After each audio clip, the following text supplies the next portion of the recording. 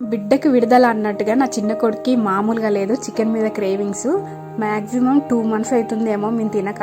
ఇక అయ్యప్ప మాల వేసుకునే 10 రోజుల ముందు నుంచే మేము ఇల్లు చదవడము, ఇంట్లో సామాన్ తెచ్చుకోవడము కదా.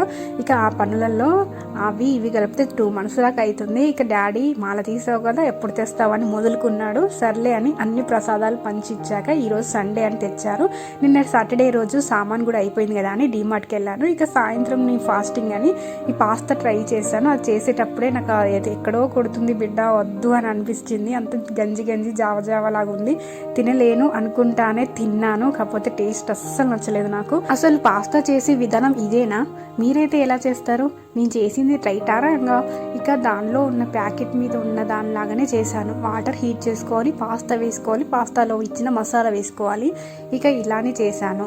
ఇది నచ్చినప్పుడు ఏ విధంగా చేసినా నచ్చదు నాకైతే. మీరు నాలాగినేనా? అయితే కామెంట్